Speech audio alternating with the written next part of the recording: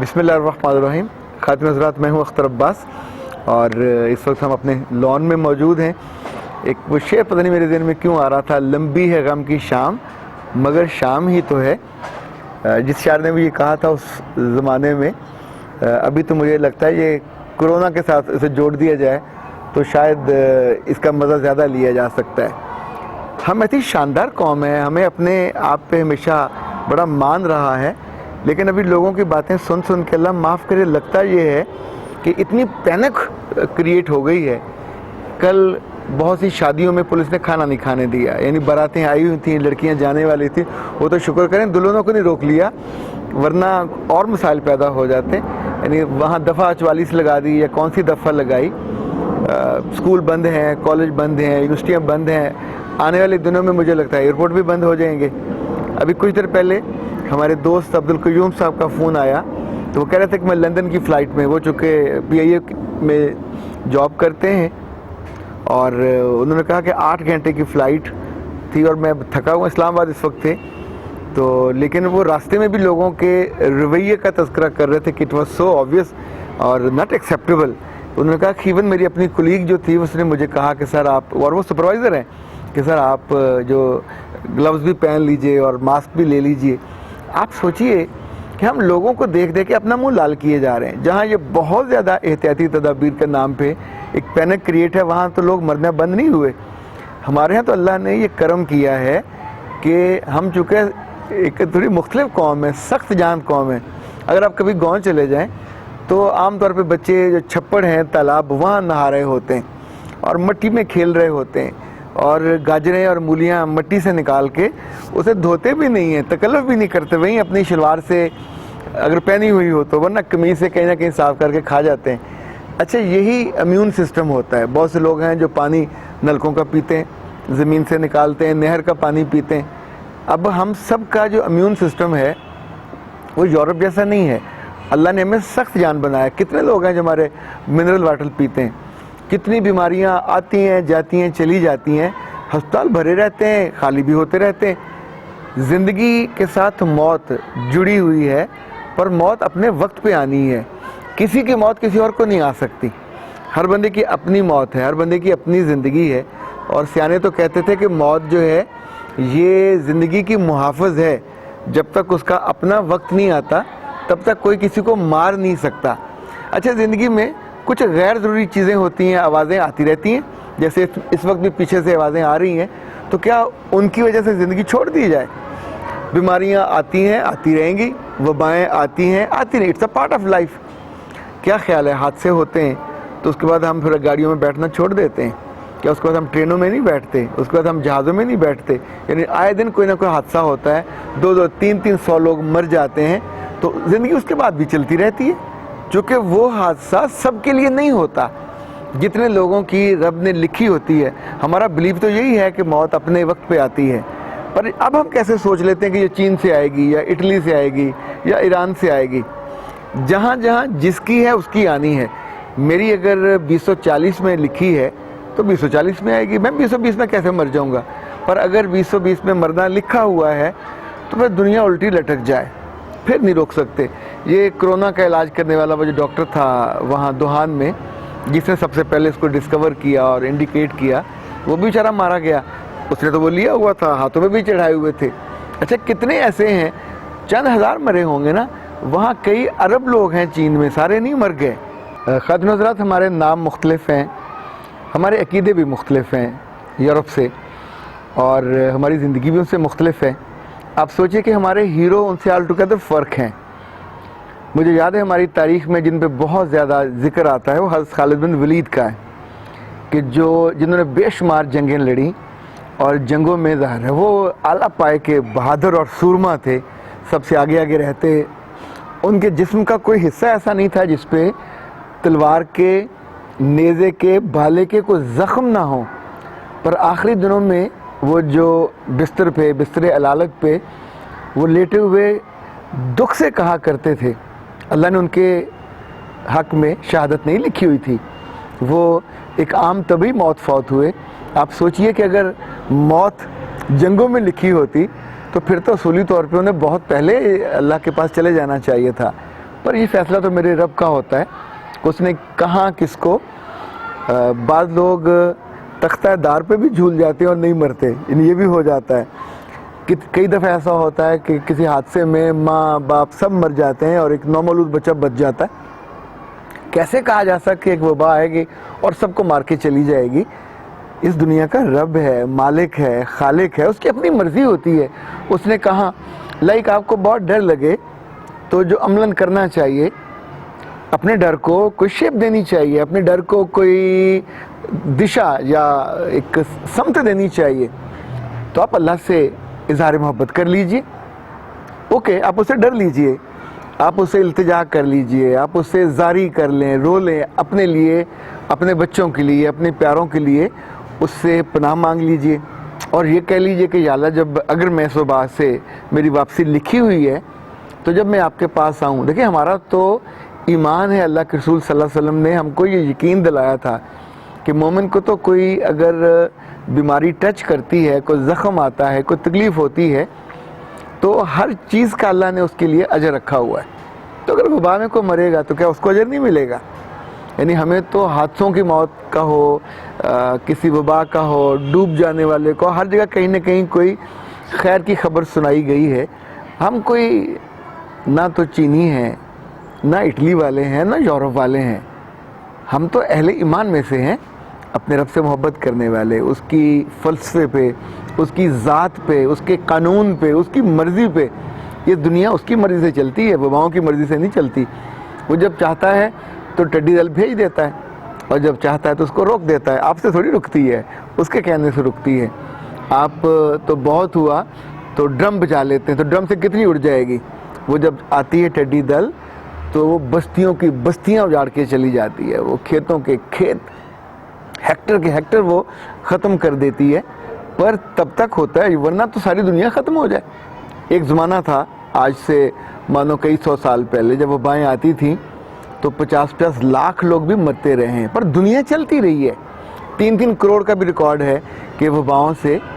अच्छा, जितने लोग हमारे यहाँ मरते हैं, जो एनालिसिस हैं, तज्ज़िये और फिगर, वो जो कहते हैं कि लोग बीमारियों से नहीं मरते, लोग हादसों से मरते हैं, ट्रैफिक के हादसों से। और इतने ज़्यादा हैं, कंसेक्टिव हैं। तो क्या हमने बसों पे बैठना छोड़ दिया? क्या हमने सड़कों पे जाना छोड़ दिया? क्या हमने मोटरसाइकिलों पे बैठना, गाड़ियों पे बैठना, जहाज़ों पे बैठना हम तर्क कर चुके हैं? ज़िंदगी थोड़ी छोड़ी जाती है। यानी आपने अपने घर में अब लोगों से डिस्टेंस करके बैठ जाएंगे, दोस्त आएंगे तो उनसे बात नहीं करेंगे, कोनियों से सलाम लेंगे, ला हौल वला कुव्वत। अभी कल किसी मुल्क के वज़ीर आज़म और एक वज़ीर की तस्वीर थी कि वो दोनों कोनियों से सलाम ले रहे हैं। अच्छा, वहाँ कुछ दिनों बाद वो पाँव से सलाम लेना शुरू कर देंगे। कोई है इंसानों वाली बात? जिस मौत का डर है, ये सबसे प्यारी चीज़ है। यानी ज़िंदगी 60 साल की है, 70 साल की है, 80 साल की है, जितनी आपके दादा की है, बाप की होती है, उसका एवरेज ही होती है। पर उसके बाद की उम्र का तो कोई हद ही नहीं है, हद हिसाब ही नहीं है। इतनी लंबी, इतनी तवील, इतनी खुशियों भरी और इतनी राहत भरी। एक दफ़ा एक बच्ची ने मुझसे पूछा, सर आपको मौत से डर नहीं लगता? तो मैंने उससे कहा, बेटा डर किस बात का? सारी उम्र तो अल्लाह से मोहब्बत का दावा करते रहे, दावा ही होगा ना। जब तक आप सबूत नहीं देते दावा है, और दावा झूठा है बिना सबूत के। नमाज पढ़ें और रोएं, सजदा करें और रोएं, तिलावत करें और रोएं, आप हाय अल्लाह हम तुमसे बड़ी मोहब्बत करते हैं। अच्छा, डर आप वबा से रहे हो, डर आप बीमारी से रहे हो। एक ज़माने में दुनिया में एड्स आई थी, अभी भी पाकिस्तान में मेरे को 1000-1500 बंदा है एड्स का। ये इतनी खौफनाक है कि ये तो बंदे को छोड़ती नहीं है। पर क्या सारे मर गए उससे? जो जुर्मदार था या वो मरा, या कुछ मासूम लोग मरे जिनको खून की ट्रांसफ़र करते हुए कहीं को बेहतियाती हुई। इसी तौर पे जब ये आया था डेंगू, हमारे तो सिलेबस तक में उसकी एहतियात आ गई, पर उस वक्त एक एक हॉस्पिटल भरा हुआ था पेशेंट से। सैकड़ों लोग नहीं मरे, हज़ारों में मरे थे, पर उसकी एहतियात हुई। पैनिक तब भी क्रिएट नहीं हुई। एक एक घर की चेकिंग हुई थी, एसी और ये जो कूलर थे और टायरों की दुकानें और पुराने टायर सब जला दिए गए, तो हर जगह स्प्रे की गई। तो अभी वापस स्प्रे करनी चाहिए। और हाथों को लाइफबॉय का इश्तिहार आया करता है, तुम्हारा साबुन स्लो है तो अब ज़रा जो फास्ट साबुन है उसको ज़्यादा इस्तेमाल कर लें। जो एहतियातें हैं वो करनी चाहिए। पर इस वबा को खुदा नहीं बनाना चाहिए। ये कितना नन्हा पिद्दा सा वो जरासीम है जिसकी मौत का बायस बनना है, बनना ही बनना है। कोई माइकल लाल बचा नहीं सकता। अगर ऐसा होता कि आपकी एहतियातों से और आपके दावों से और आपके बातों से मौत रूठ के चली जाती, नाराज़ होकर चली जाती, डर के चली जाती, तो बादशाहों ने कभी नहीं मरना था। ये हमारे सरों पे हमेशा मुसल्लत रहते। ये वज़ीर आज़म, ये साबिक बड़े बड़े लोग, ये ब्रोक्रेट और वगैरह वगैरह, ये टम्मन और लुल्ताने और मतियाने, ये सारे के सारे फिर ज़मीन पे रहते, काबिज़ रहते, बस सारे चले गए अपने अपने वक्त पे। हमने भी जाना है, पर इसकी वजह से नहीं जाना। मुझे याद है खुर्रम मुराद साहब जब तीसरी दफ़ा ऑपरेशन के लिए लंदन गए तो उन्होंने वहाँ, उनके दिल का ऑपरेशन था, तीसरा था गालबन, अपने बेटे हसन सुहेब मुराद के नाम एक ख़त लिखा और ये वसीयत थी। वो काफ़ी तवील हो गई और फिर किताब की सूरत में भी छपी। बहुत खूबसूरत किताब है, मेरा ख्याल मंशूरात ने छापी थी। उसमें उन्होंने अपने बेटे के नाम लिखा कि जब मैं मर जाऊँगा तो लोग तुम्हारे पास तज़ीयत करने आएंगे, खुर्शीद साहब आएंगे, फ़लाँ आएंगे, फ़लाँ आएंगे, और तुमसे कहेंगे हाय ऑपरेशन के दौरान कहीं बेहतियाती हो गई, कहीं दवाई ज़्यादा हो गई, कहीं खून का मसला हो गया। तो जब वो सारे ये वजूहात को आइडेंटिफाई करके उनको बता रहे होंगे कि इस वजह से खुर्रम मुराद फौत हो गए, तो तब तुम तरदीद करना।